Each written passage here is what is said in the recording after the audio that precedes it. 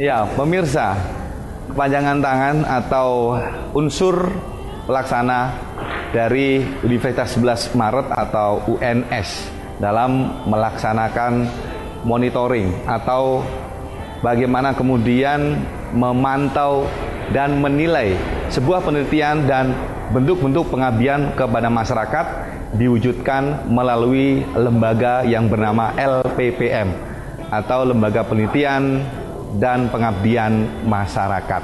Bagaimana LPPM ini kemudian menjadi salah satu andalan dari Universitas 11 Maret ini selama 11 tahun terakhir ini. Kita akan hadirkan hanya untuk Anda dalam UNS Menyapa bersama saya Hendri Santoso.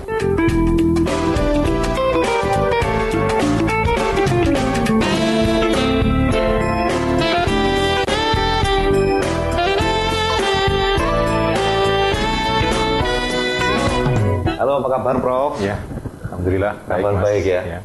Puasa hari ini? Ya, alhamdulillah. Menjalankan puasa di tengah-tengah aktivitas. Iya.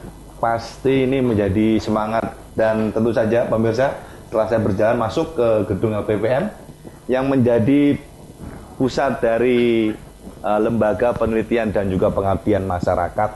Ini sebagai ya boleh jadi kepanjangan tangan atau unsur pelaksana dari UNS, Pak ya.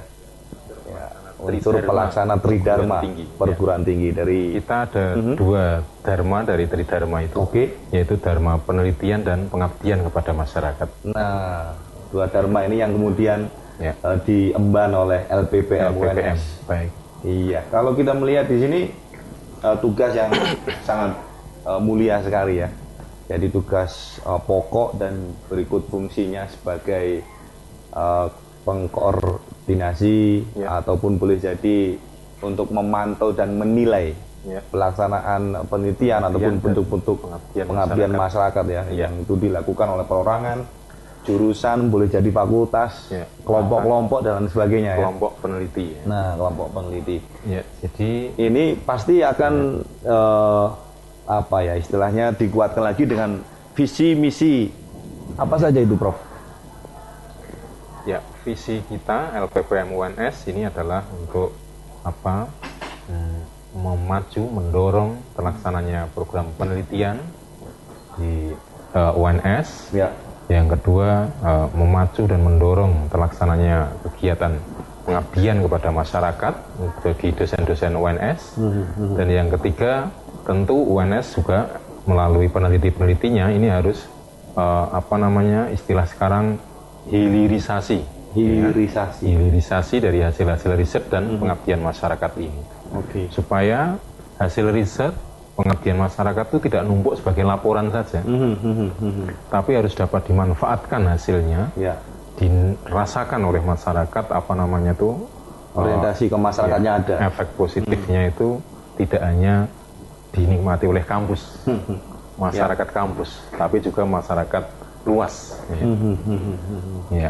Itu. Kemudian misi di sana juga terkait kalau kita tanyakan image building ini bagaimana ini, Prof? Ya. Baik, LPPM UNS sesuai dengan slogannya meneliti dan mengabdi tiada henti.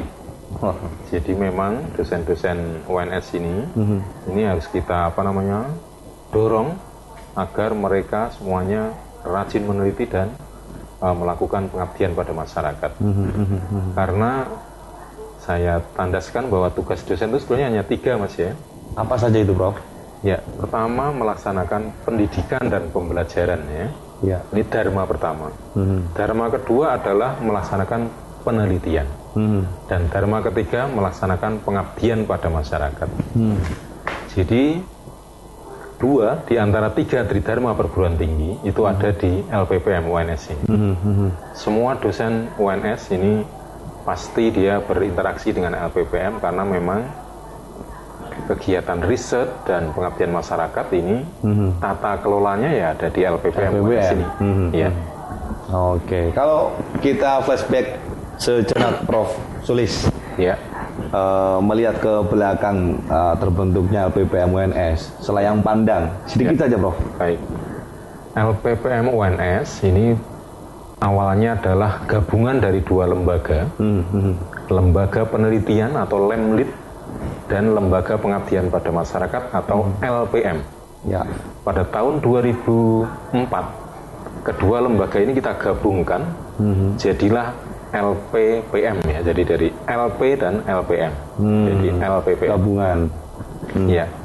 Jadi UNS punya LPPM ini ya baru 2004 ini. Setelah sebelumnya kan tadi bisa menjadi Lemlit dan LPM tadi. Ya.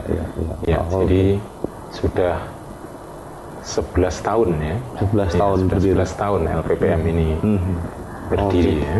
11 tahun. Punya prestasi yang membanggakan pastinya. Dalam kurun waktu 11 tahun ini, ya. Prof. Apa saja itu, Prof? LPPM UNS ini adalah satu di antara 11 perguruan tinggi di Indonesia yang memiliki predikat LPPM mandiri. Ya. LPPM itu dibagi menjadi beberapa tataran. Ya. Ada mandiri, ada madya, ada binaan, ada pemula itu ya. Nah, kita ini LPPM mandiri. Artinya dari rankingan LPPM itu yang termasuk yang paling tinggi. Ya. Melalui LPPM dengan status mandiri, kita bisa melaksanakan kegiatan penelitian unggulan perguruan tinggi. Jadi skema apapun yang ada di UNS ini bisa dikelola oleh UNS sendiri melalui PUPT, penelitian unggulan perguruan tinggi. Sementara perguruan tinggi lain ini masih mengelola penelitian hibah bersaing, fundamental, pemula, yang dananya lebih sedikit, lebih kecil. Ya. Kalau di LPPM? Kalau di LPPM UNS, dana minimal untuk kegiatan riset dan pengabdian itu karena statusnya mandiri ini minimal 50 juta per judul. Ya. Harapannya dengan dana yang relatif besar ini hasil riset dan pengabdiannya tentu hasil riset dan pengabdian yang berkualitas, gitu. Ya, jadi ini kita bersyukur karena LPPM UNS mendapat anugerah atau kepercayaan sebagai LPPM mandiri di Indonesia. LPPM mandiri. Ya. Oke. Dengan kalau kita bicara kekuatan ini LPPM UNS, apa saja itu yang dipunyai sebagai sektor pendukung begitu, Prof? Baik.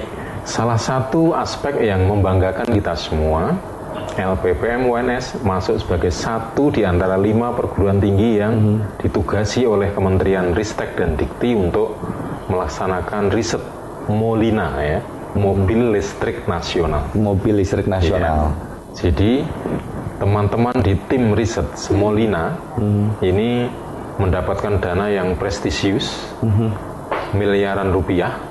Ya, puluhan, ratusan atau berapa ya, itu? Sementara sampai 25 M. Ini untuk melaksanakan riset diawali dari pembuatan baterai litium.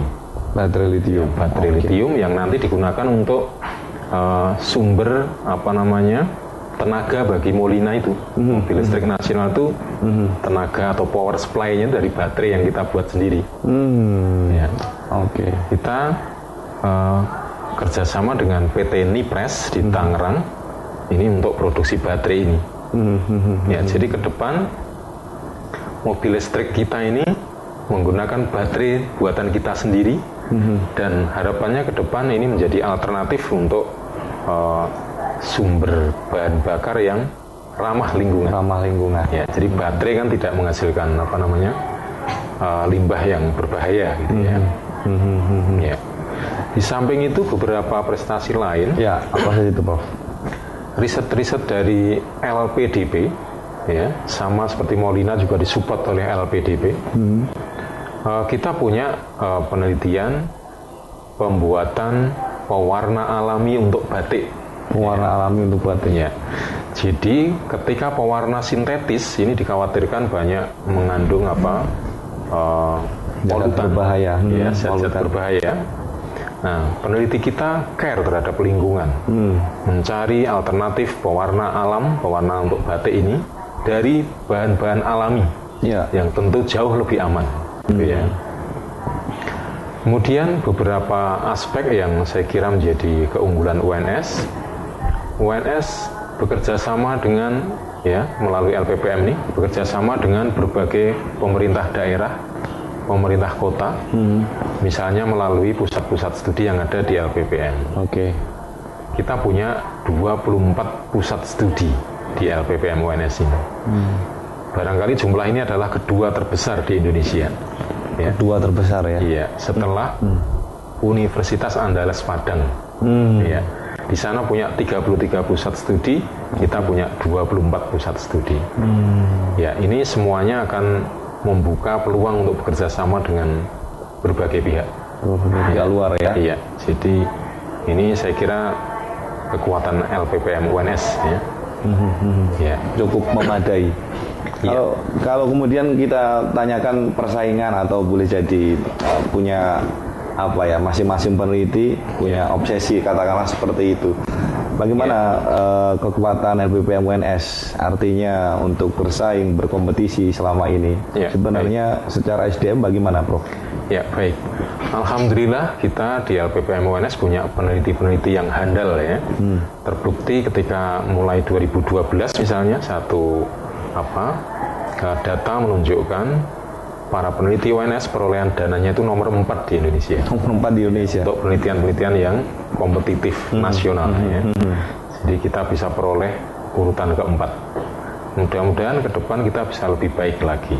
Oke. Kemudian saya tambahkan di antara LPPM mandiri di Indonesia tadi, kita adalah urutan ke-6. Ya, meskipun kita tahu bahwa UNS itu berdiri baru 1976 ya, dengan semboyannya Mangesti Luhur Ambangun Nagoro itu. Mangesti Luhur Ambangun Nagoro ya. 1976 ya. Artinya kan kita baru 39 tahun berdiri. Kita sudah bisa berada di jajaran 10 besar universitas di Indonesia. LPPM-nya masuk 10 besar universitas yang memiliki LPPM di Indonesia. Ini alhamdulillah. Baik. Kita masih akan lanjutkan lagi, pemirsa, obrolan yang sangat menarik ini bersama dengan Prof. Sulistyo. Tentu saja di UNS Menyapa sesaat lagi.